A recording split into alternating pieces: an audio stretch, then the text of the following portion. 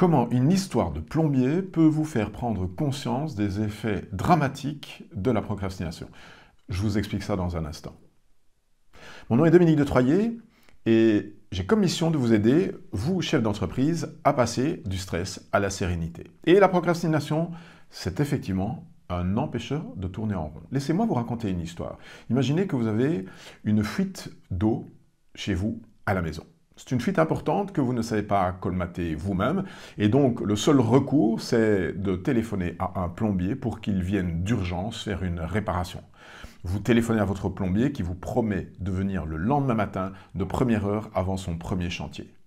Entre-temps, vous mettez des gros bassins en dessous de la fuite et vous attendez le lendemain. Le lendemain, vous attendez 8h, 8h30, 9h, pas de plombier. Vous téléphonez au plombier et il se confond en excuses en disant « j'ai complètement oublié de noter mon passage chez vous, mais promis juré, je viens demain matin avant le premier chantier ».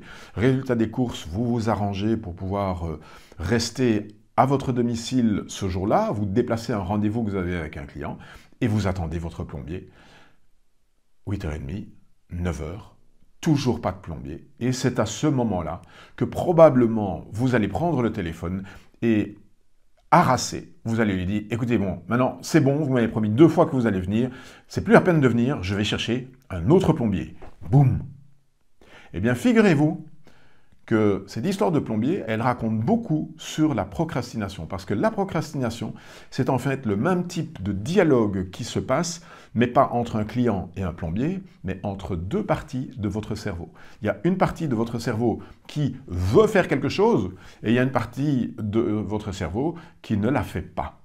Et imaginez l'impact que ça va avoir en termes de confiance.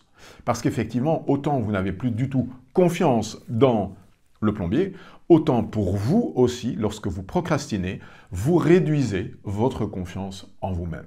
Alors le problème, évidemment, c'est qu'avec le plombier, on peut le changer.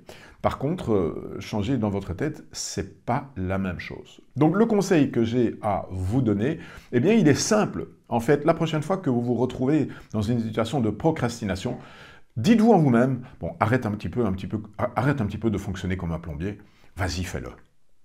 Arrête de fonctionner comme un plombier, vas-y, fais-le. C'est le petit message de dialogue intérieur que je voulais vous offrir. Alors, si cette solution vous paraît insurmontable, c'est que peut-être vous avez peut-être encore besoin d'un petit peu d'aide et de soutien, et je suis tout à fait prêt à vous le donner au travers d'un atelier, qui est un atelier de formation de 3 heures en ligne, 3 fois 1 heure, qui est une formation gratuite, mais sur inscription. Alors, si vous voulez vous joindre à moi pour cet atelier, sachez qu'il y a un endroit où vous trouverez l'hyperlien pour vous inscrire, c'est www.prana-fr.be/SOS, comme mon programme SOS chef d'entreprise. Voilà, donc si vous vous rendez compte qu'à un moment donné, penser au plombier ne suffit pas, pensez à moi et inscrivez-vous pour cet atelier du programme SOS chef d'entreprise. Allez, à bientôt.